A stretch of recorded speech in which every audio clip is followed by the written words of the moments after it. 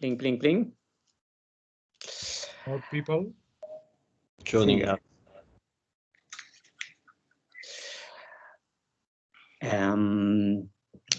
Bona tarda. Bona tarda a tothom. Welcome to our seminar. I am Oliver Hofadel, and from the Institut Milai Fontanals, from the SCHCT here in Barcelona. And this will be the second seminar of our Global History of Science seminar that is hosted by the Catalan Society for the History of Science and Technology and organized by Daniele Cozzoli, Agustin Nieto Galan, and myself. The historians of science and the basic idea of this seminar is to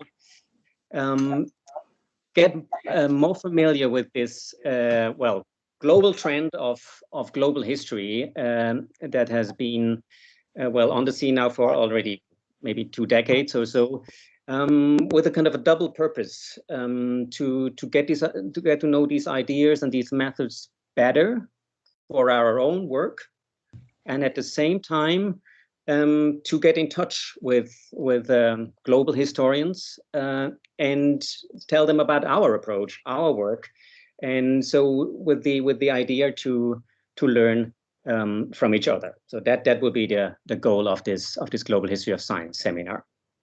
Tonight it's our great pleasure to have with us Franz L.Fillafer from Vienna, from the Austrian Academy of Sciences there, and I will briefly introduce him. But let me say first that I'm not sure how many of you are familiar with what's been called a revisionist historiography of the Habsburg Empire in maybe the last 10 years or so, and it's not any longer seen as this kind of old-fashioned empire, incapable of reforming itself and bound to die with the onslaught of the Eastern European nationalisms. That's the complicated. The picture is much more complicated than that. We have an awful lot of new and interesting historiography, and that I just put just 3 of the most recent titles on these issues into the chat. There's Peter Judson's The Habsburg Empire: New History from 2016, which is more a global, a general history of the Habsburg Empire in a revisionist mode. But the same goes also in more specific ways for history of science within the Habsburg Empire. That obviously is much more interesting and was much more fertile in the approaches and the knowledge it produced than we previously thought. And pars pro toto, we can think of the work of Deborah Cohn, her most recent book, 2018, Climate in Motion: Science, Empire, and the Problem of Scale.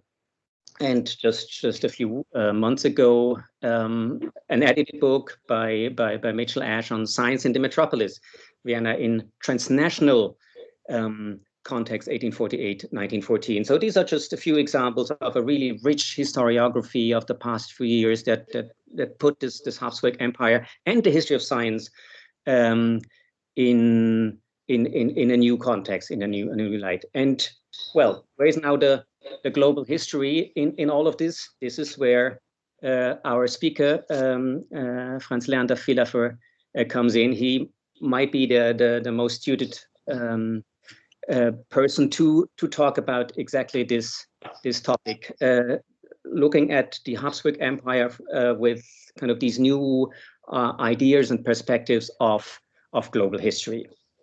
Let me briefly kind of review his academic career. He studied history, philosophy, and political science at the universities of Vienna, Oxford, and Berlin. He was a junior fellow at the EFK in Vienna. He was a fellow at the History of History at the University of Cambridge. He had a Marie Curie fellowship at UCL in London. And then I think that's significant. From 2008 to 2012, he was a researcher at the Center of Excellence, Cultural Foundations of Integration at the University of Constance, and he did his PhD there in 2012. And people interested in global history know that Jürgen Osterhammel, one of the leading scholars of global history, was a professor at Constance, and in fact, Franz Villafer was a member of Osterhammel's Leibniz Prize research group called Global Processes at the University of Constance, and a lecturer in modern contemporary history at Constance University, 2015-2018. So that's where these things come together. Then in September 2018. Franz Villafer returned to Austria, so to speak, and he is now a researcher at the Institute of Cultural Studies and Theater History at the, which is part of the Austrian Academy of Sciences. He had, in the past 10 years, he has published an awful lot of really interesting and in part challenging stuff, really cutting edge. And I'm just naming a few of them.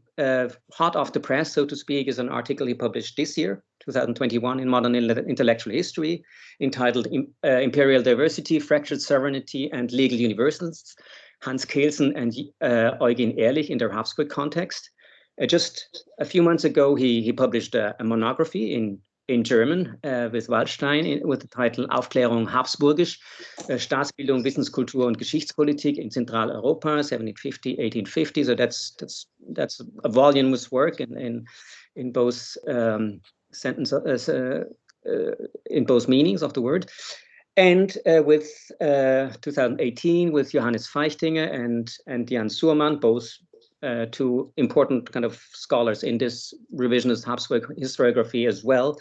They published together The Worlds of Positivism, A Global Intellectual History, 1770 to 1930, and a very theoretical, very challenging, but very interesting article published in History and Theory in 2017, A World Connecting, question mark, from the unity of history to global history. So he's our man, Franz Villafer, to talk about this empire of circulation, Habsburg knowledge in its global settings. Thank you very much for accepting our invitation to speak at our seminar. I will hand over the floor to you, to the audience. You know, this is a normal format. We'll have about 45 minutes talk, and afterwards time for comments, questions, and discussions. I would like to ask you to all turn off your microphones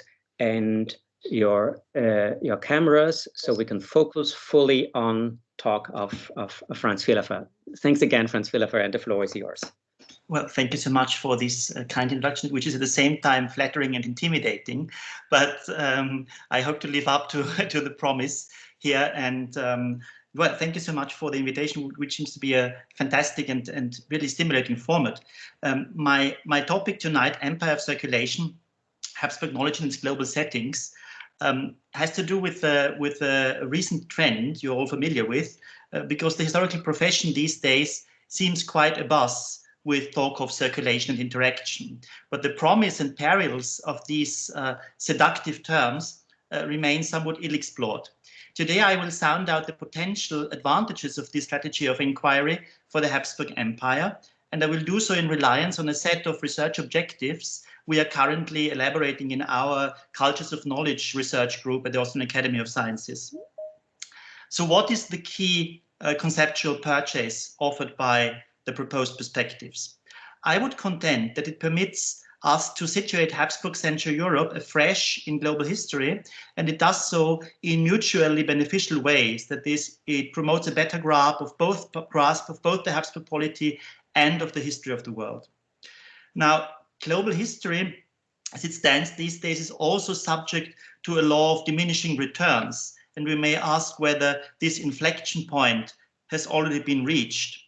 I would argue that much of the dissatisfaction with this turn, as with so many turns, stems from the fact that the global remains a shapeless and ill-conceived concept. It often serves as a pseudo-neutral receptacle used in a way that glosses over the rich history of conceptual engineering that made the world appear as a subject that possesses its own history in the first place.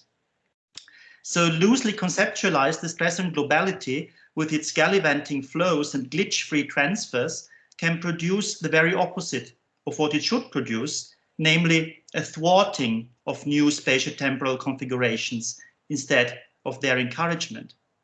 Read in this light, my proposal to reintegrate Habsburg Central Europe in the global history of knowledge is no end in itself, but an attempt to rethink some of the letters of this global history's governing premises. Habsburg Central Europe was a social, legal, religious, and linguistic patchwork, conditioned both by its internal diversity as well as by its century-long ties and imbrications with the adjacent Ottoman, Spanish, and Holy Roman empires. As a contact zone, to use Mary-Louise Pratt's term, Habsburg Central Europe was the locus of intensified encounter and exchange. What unfolded here was the remarkable clustering and interlocking of actors' networks in a multi-confessional and multilinguistic setup.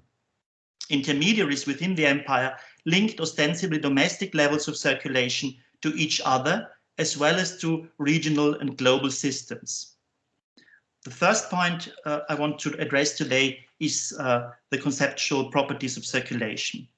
Since the 2000s, circulation has turned into a key concept for the study of knowledge regimes. Pioneered by scholars like Kapil Raj, Sanjay Subramaniam, and Simon Schaffer, circulation does indeed seem congenial to historians of the Habsburg lands. Now, what is the gist of this concept?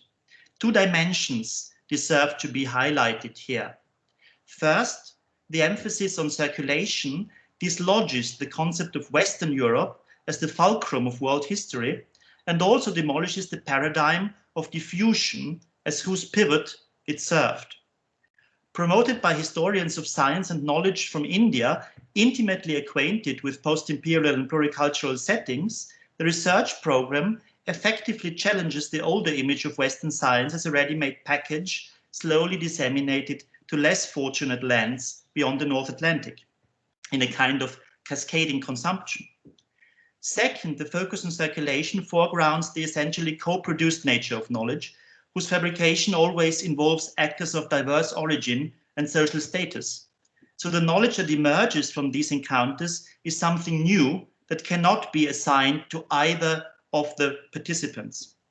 The study of circulation moves beyond the trailblazing upper crust of scientists and scholars, rediscovering the social constraints and material conditions of knowledge production.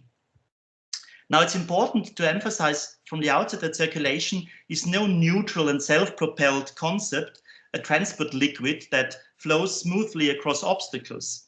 It always depends on situated prerequisite.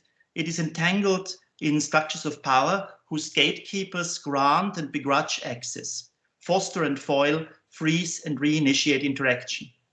Interactions also rarely occur between equals. Knowledge is always deracinated and selectively adjusted, with its original subtexts and purposes being engineered or garbled. Circulation in itself is nothing benign or emancipatory. It is not the case that it is a blessing that makes those exposed to it lead better lives. Think of the translators in the service of the Imperial Court Library of Vienna in the 17th century, many of them Ottoman prisoners of war or ransomed Christian slaves of the North African Barbary corsairs who had acquired their skills in the languages of the Levant when being trafficked across the Mediterranean. Circulation consists in acts of creative appropriation, which does not rule out that it can be used to disenfranchise and subjugate. Late Habsburg public law, for instance, with the support it gave to surreptitiously state-building nations and to the deterritorializing of sovereignty, was used by annexationist Nazi jurisprudence in the 1930s and 1940s. That would be another case in point. So circulation is no source of sweetness and light, but it alerts us to one important insight. No place is an island, and there is no pristine, primeval, and self-contained knowledge, lodged in one place of origin only. Interaction is, in the words of Kapil Raj, the chief site of knowledge production. Raj's perspective effectively challenges the distinction between knowledge that is pure at its source while being impure once adapted and translated elsewhere. A logic of evaluation that one might also see at work in Cambridge-style contextualist intellectual history, often practiced in the Anglo-centric mold. The significance of this observation for the study of Central Europe, whose inhabitants sometimes deplore the kind of cobbled together nature of their intellectual legacy if compared to ostensibly coherent, pitch-perfect Western European models, is easy to grasp. What Raj has in mind is the aspect of synchronicity in the brokered world, interactions among contemporaries. Now, let us consider the diachronic dimension of circulation and interaction. Here I want to refer to a concept coined by Martin Mulso, an eminent historian of ideas, whose work has chiefly focused on the Republic of Letters and clandestine manuscripts. Mulso speaks about referential cascades across time to stress the premediated nature of all concepts and the productive miscalculations about putative pedigrees the ideas one employs allegedly possess. Yet these modes of conceptual chronopolitics are also intimately tied to the construction and localizing to what one might call the indigenizing of intellectual traditions. This strategy typically creates a foreclosure effect. It seeks to elide and disclaim the deeper history of entanglements their own tradition is predicated on. This perspective on the deep history of circulation permits us to avoid what has been called an endogeneity trap. It reveals that ostensibly asymmetrical counterconcepts, to use Reinhard Koselleck's term, are often not only quite symmetrical, being used reciprocally by adversaries in conflict situations, but that they frequently belong to a shared set of cultural resources inflected to produce mutually held enemy images that resemble each other like peas in a pod. A beautiful example is the use of the prophecy of Daniel by Ottoman chroniclers and propagandists of the Holy Roman Empire, who reciprocally depicted each other as the last empire from Daniel's prophecy, whose defeat would mark the end of history. So now let me turn to my second part on the use of circulation to make sense of this Habsburg prism. So what use is circulation if we try to deploy it as an interpretive tool for Habsburg Central Europe? The Habsburg Empire provides an excellent launching pad for a provincializing of Europe from within that also acts as a decentering of world history.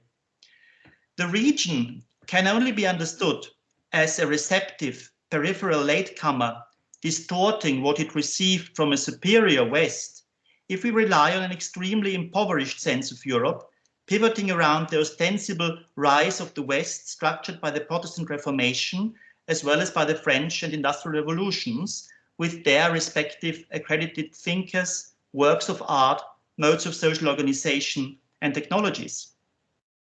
By way of surreptitious advertising, I may add that I have myself tried to challenge this geo-identity politics in my work about the Enlightenment in the Habsburg realms. The focus on circulation permits us to steer free from the catch-up obsession vis-à-vis the West that has colored self-images of both Southern and Central European thinkers since the 18th century. And I have the impression that the rather narrow definition of what Europe is also undergirds today's constructions of common European heritage in the European Union. I, for one, cannot entirely dispel the impression that the invocation of the European serves to exclude Muslim, Jewish, and Orthodox ingredients in the history of our region and to provide a sanitized version of its past. I think that the Habsburg Empire can serve as a springboard for a fascinating venture, namely the discovery of trajectories that cut across the grain of this rise of the West and allow us to reveal cross-continental ties that subvert the ramparts of the fortress Europe. The Habsburg Empire then does not merit attention as a self-sufficient specialism in its own right that deserves to figure on the map of learning for reasons of exhaustiveness or elusive historiographical distributive justice. If we seek to describe Central Europe with its linguistic, religious, and legal diversity as a switchboard or hub, and not as a container space in the vein of Cold War-inflected area studies, this permits us to analyze the structure of the Habsburg polity more accurately, by revealing that brokers, go-betweens, and mediators jostled on all levels of its state conglomerate. Whether we look at burghers' marriage certificates, artisans' apprenticeship travels, Jesuits' teaching and missionary itineraries, or the massive work migrations of the modern age. We can thereby reveal previously hidden geographical dimensions and interregional processes that shape the empire and the different global settings at whose intersection the empire may be placed. So the first evident asset, an advantage any workable concept that historians of different stripes can work with, is that the focus on circulation permits us to discover constellations and processes we otherwise overlook. This brings us closer to a better appreciation of the Habsburg Empire, because it also permits us to dispel the baleful heritage of 19th century historiography, which artificially sliced the region into self-supporting national patrimonies.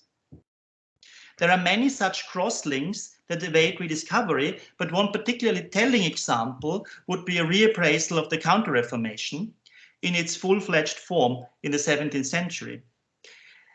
Robert Evans, in his seminal book from 1979, The Making of the Habsburg Monarchy, noted that there is a lack of studies of Counter-Reformation knowledge culture. Although this lack has been somewhat alleviated and this somewhat remedied, it still holds pretty much true. The post-1918 cropping of historical space entailed a moment of shrinkage as Habsburg pathways between the region and the wider world were factored out of history. The Counter-Reformation made the Central European lands partake in what the French historian Serge Grusinski dubbed the first modernity of the global south, the Iberian universal monarchy, with its ramified Jesuit educational system that connected the viceroyalty of Rio de la Plata to the colleges in the Carpathian Basin. At Prague, Rodrigo de Arriaga, in the footsteps of Francisco Suarez and Juan Caramuel de Lobkowitz, pioneered heliocentric physics, a nominalist blurring of the divide between human and divine nature, alongside the Pelagian conception of grace. Central European Jesuits, who reformatted Salamanca scholasticism, acted as liaison men between the South and the North, in a way similar to Russia's intermediary role between China and the European empires, brilliantly explored by Laura Hostetler in her book on Qing colonial enterprise. Yet there is more to this Hispano-Habsburg counter-reformational complex that permits us to flesh out a hitherto overlooked dimension of grounded globalization.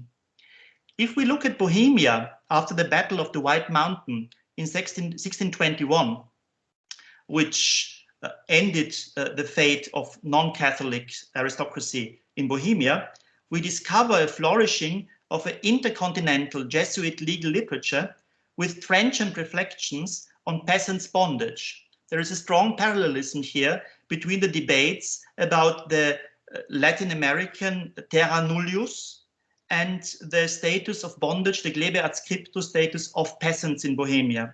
So is there something like a clean slate, like a terra nullius to be recatholicized?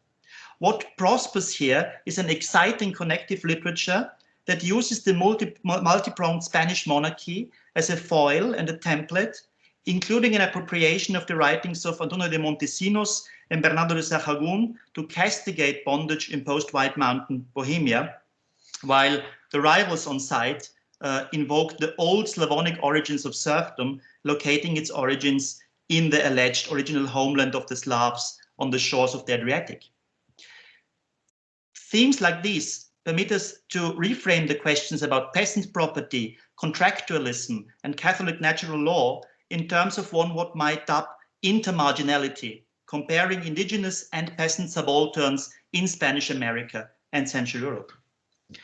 Let me briefly wrap up the first point and create a bridge to the second point I want to advance.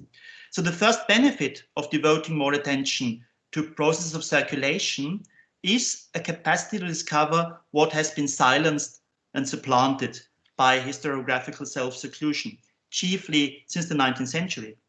It permits us to turn the Habsburg monarchy inside out. But I believe that there is a second, even more important benefit to be gained. It consists in an exciting methodological payoff, as our perspective also enables us to rethink some basic concepts of the humanities as practiced today. So this is the second perspective I'm going to gesture at in the third part of my lecture, where I again seek to interweave methodological reflections with concrete cases of application from the region. So the third part on conceptual benefits. Until recently, students of knowledge circulation have been mostly concerned with the Indian Ocean and the colonial powers active at its shores. I have already outlined the benefit of transposing the circulation paradigm to the Habsburg lands. But apart from this spatial dimension, there is also a potential innovative aspect of our approach regarding the temporal aspect.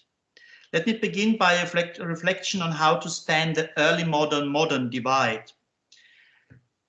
So far, students of circulation have chiefly worked on the early modern age, conjuring up a vivid cast of pirates and merchants, printers of purloined manuscripts, and spice traders.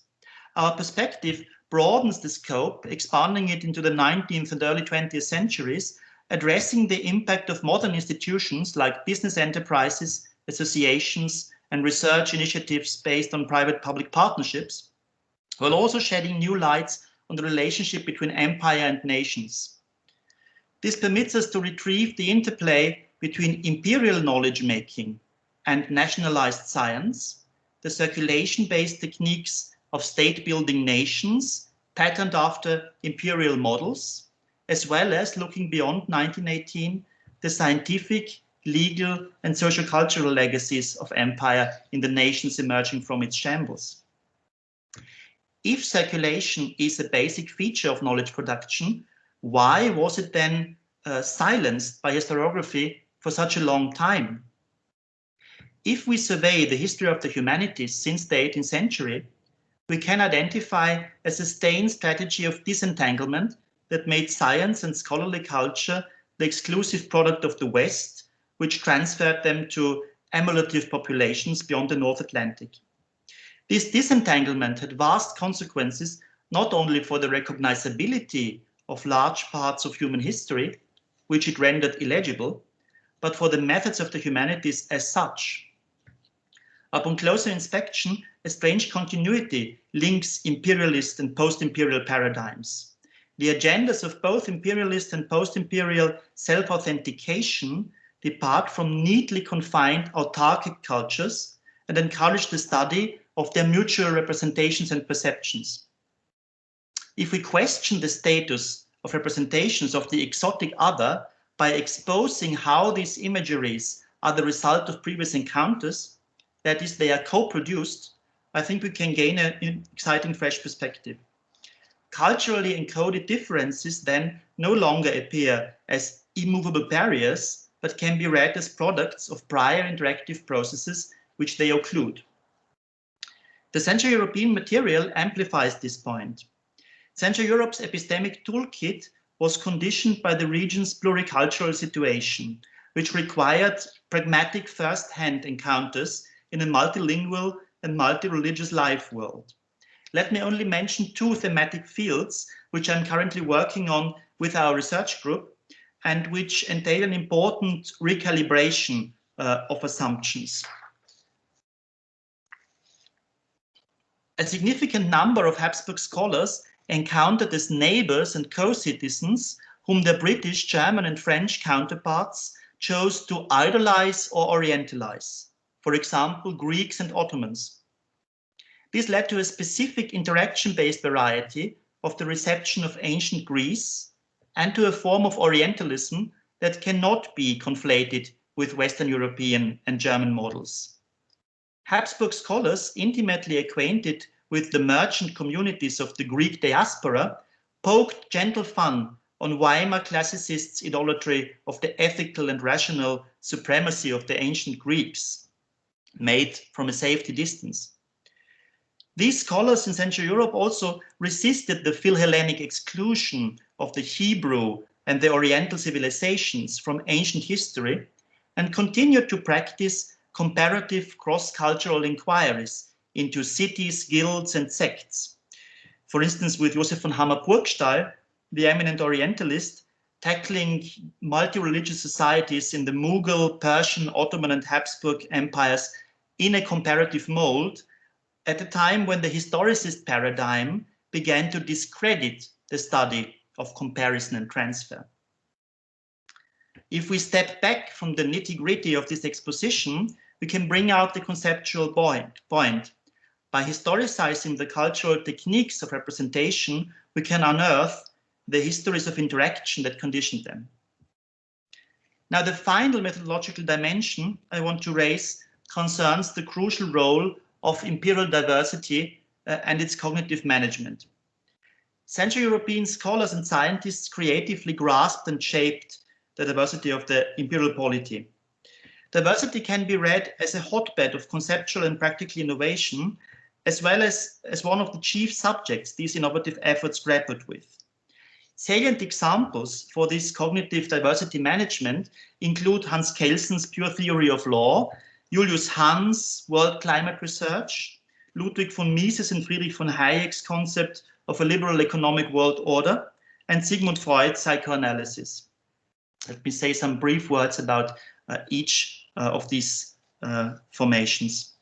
Hans Kelsen's Habsburg-inspired pure theory of law unfolded the idea that the state was law. So it was no sacrosanct organ of supreme reason and morality, no repository of cultural uniformity or linchpin of territorial sovereignty, but a legal order whose spatial dominion and population of norm addressees were malleable, bound together by the enjoyment of rights. The Habsburg Empire's nesting sovereignties and submerged states within the state helped Kelsen to blur the distinction between private and public, as well as between municipal and world law, turning the state into a subordinate organ of the world legal order. As my second example, David Cohen's excellent book, Climate in Motion, already quoted by Oliver, has demonstrated, Julius Hahn and his associates pioneered a specific style of geoscientific research that mediated between different scales and did not disentangle climatic knowledge from concrete localities. They spawned a dynamic climatology as an atmospheric science that made the empire's weather circulation a model for world climate. My third example, Galician-born Ludwig von Mises and Friedrich August von Hayek, the scion of a family of ennobled Moravian industrialists, theorized the rule of an economic exploitocracy supported by a monarchical state based on property suffrage, and conceptualized the world in the image of the late empire as a customs union that included underdeveloped outlet markets and permitted the free arbitraging of labor costs. Mises and Hayek sought to salvage the salutary features of empire, turning them into building blocks of an international order that outlived the collapse of imperial polities, continuing to curb economic protectionism, mass democracy, capital levies, and socialist support of the undeserving poor.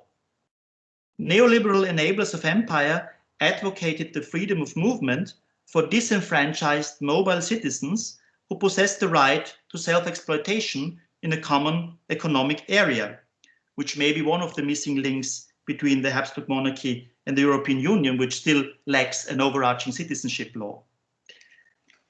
The last example in this context, Sigmund Freud's psychoanalysis.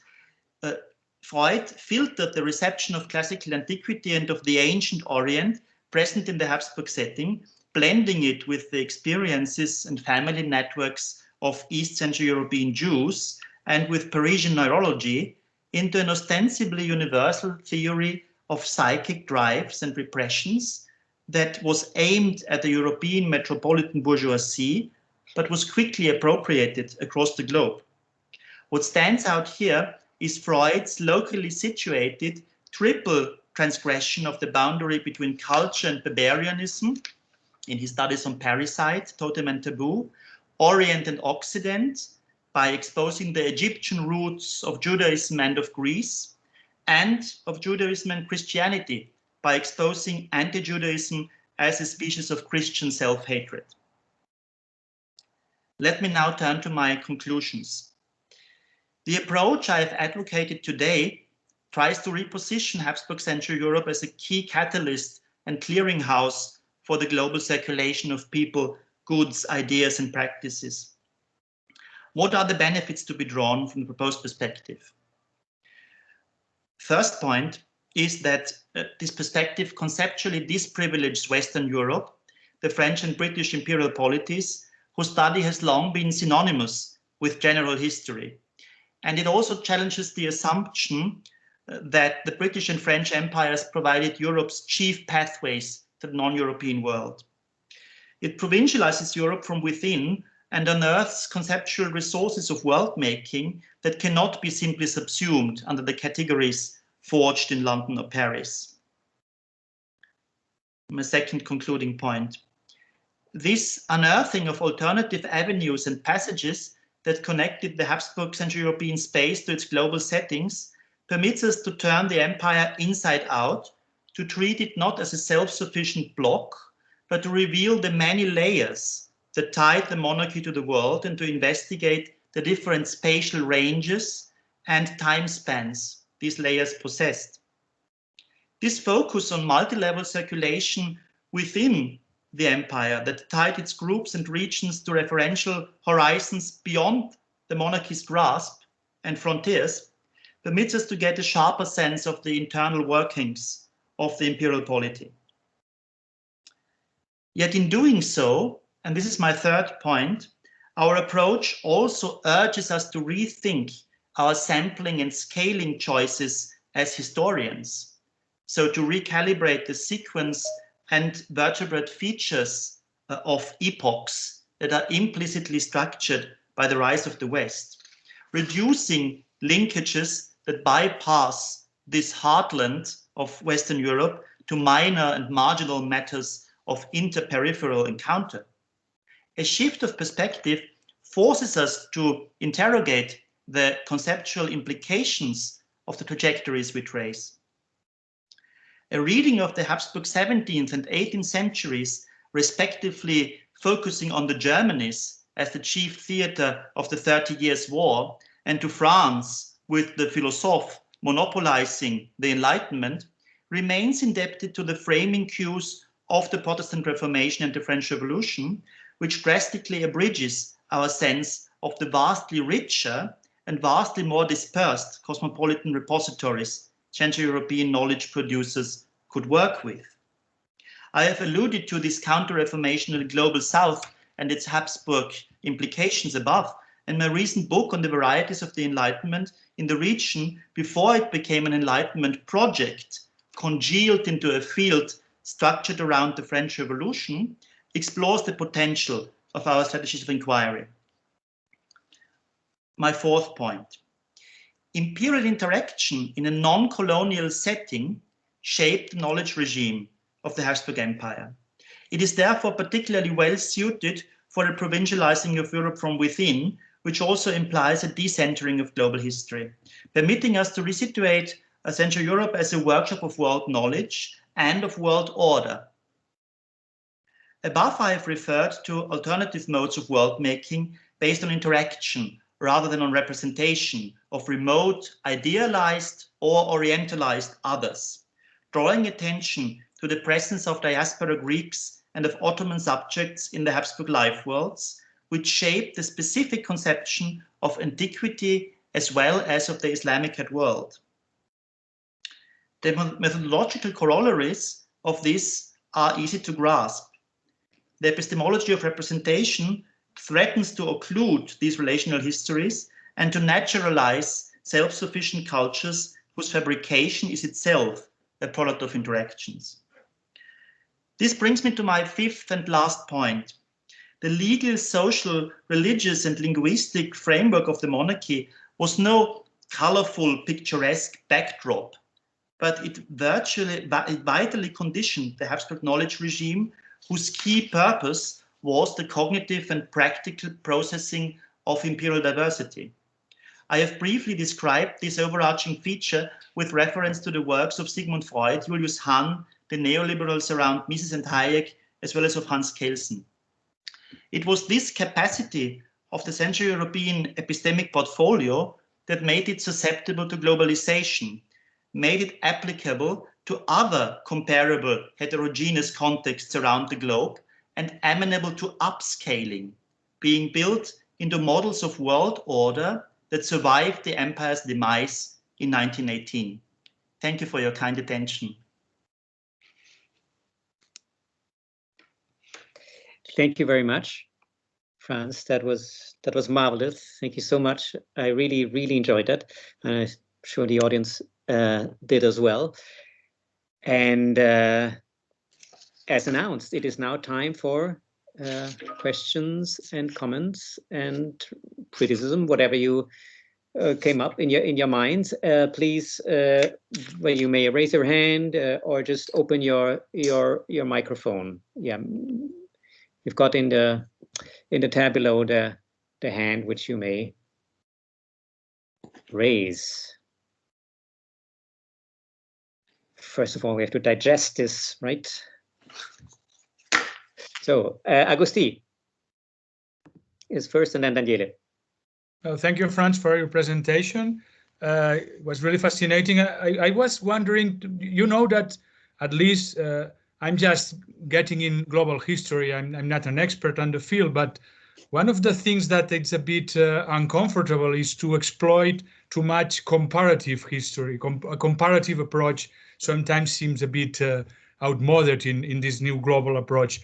To what extent do you think that to convince a sort of lay audience knowing almost nothing about the Habsburg Empire, to what extent do you think you need to compare what the pluses and the advantage you show in this multicultural territory with other empires, with the Ottoman Empire, with the British Empire, going into exactly the same detail in order to maybe to be more convincing for people that doesn't know in detail the history of Habsburg Empire? What do you think about that? Do we need a comparative approach to strengthen your point?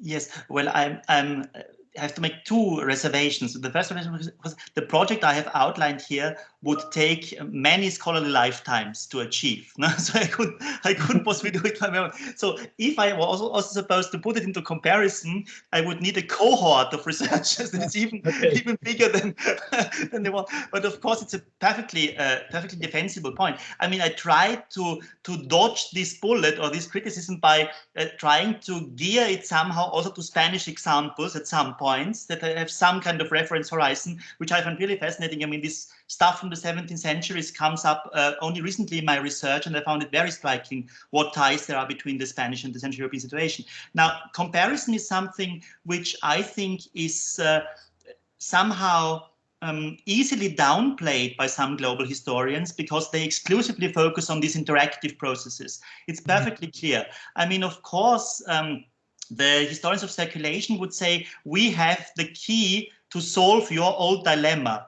because the comparative historians are always obsessed with the problem of what's called Galton's dilemma. Is there some sort of mutual interaction between our points of comparison? And of course, we would now say, Fasil, well, of course there is. So, but I think it's a very important point. And I mean, there is some interesting work, particularly, for instance, by Subramaniam, who tries to compare, for instance, the practice of world historical writing in the Persian, Mughal, and Habsburg empires, the court structures in these empires. So that's a very, very important and perfectly legitimate point of inquiry, I think. Yeah. Thank you.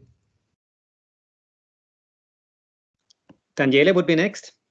Yeah, thank you very much, Franz, for your talk. That was very stimulating. And as Agusti and Oliver, I am, as historians of science, we're trying to deal with this approach to global history. So in my rhapsodic intervention, I want to well, ask you a question, but we will try to raise doubts and further reflection, because I must confess that I'm still very fond of the description of the state and the Habsburg monarchy in this pocket novel that you possibly have read. And I must say that I'm still really astonished when Musil describes the Austro-Hungarian monarchy with these 4 sentences. On paper, it was called the Austro-Hungarian monarchy, but in conversation, it was called Austria, a name solemnly adjured officially, while stubbornly retained emotionally, just to show that feelings are quite as important as constitutional law, and that regulations are one thing, but real life is something else entirely. Liberal in its constitution, it was administered clerically. The government was clerical, but everyday life was liberal. Well, in the sense that what I was meaning is that, and I'm also a great reader of Peter Jackson's book, I wonder whether the approach that mostly in history of science we derive from the approach of our colleagues who work on circulation of knowledge in basically within the British world system, to borrow the expression by John Darwin, if it could really also work for a case such as the Austro-Hungarian monarchy, was so different. Because, for instance, I also have here another book, which of course you know perfectly, that is Sebastian Conrad's book on the making of the German nation. Whenever we look at the circulation of knowledge, of course, in the Austro-Hungarian monarchy, of course, we thought of Kelsen, Freud, Popper, the greatest philosophers of science, scientists, and we, in a way, we are, I think, all inclined to follow Stefan Zweig's world of yesterday. So the world in which ideas good circulated freely. Then I remember what Sebastian says in his book. Yes, that was true, but for the elites, not for the seasonal workers who had to who came from Poland to Prussia, for instance. That was entirely different. They did not circulate freely. And even in the case of history of knowledge, for instance, the Bertillon system was introduced not just for criminals, but also for to put an halt to migration and seasonal workers. And now, in this complex context, I would like to, in a way, to challenge your, because I'm thinking over the same question, how to, this great idea that we have of circulation of knowledge, and it's one of the ideas that global historians, I mean, Christopher Bayliss in his book, for instance, are trying to incorporate in their narratives, how it is challenged when we're not talking about upper class or elite knowledge, on any way bourgeoisie knowledge. Of course, the case of Freud is paradigmatic. It was basically appropriated and elaborated in the Anglo-Saxon world. So I'm sorry for my rhapsodic intervention. Yes, I think it was very erudite intervention, which I liked a lot. I have probably two things to say in my defense. First of all, I mean, I think we have probably there's a third way between whitewashing and character assassination. So these are two polarities which are. So probably we can find a third way between these two opposite poles. I mean, Musil's perspective, of course. Musil also has this fantastic essay where he compares Austria to the donkey of Buridan, the great scholastic philosopher, and says, well, we are between these two appetizing bunches and shrubs, but we are so gifted and Orient and Occident, but somehow intermingled, so we are not quite possible, we're not quite able to make a choice. I think it's interesting to see that if you look at this whole complex and try to steer free from the teleology of national conflict, I think that's one of the great advantages of Judson's book, because as he very justifiably says, the biggest colonial turmoil, bloodshed, carnage was the Easter uprising in Britain and not some colonial uprising in the Habsburg monarchy. I think that is something we can agree upon. I have to say, though, I try to be very clear about the fact that circulation is not something in itself benign, emancipatory, and not a source of blessing.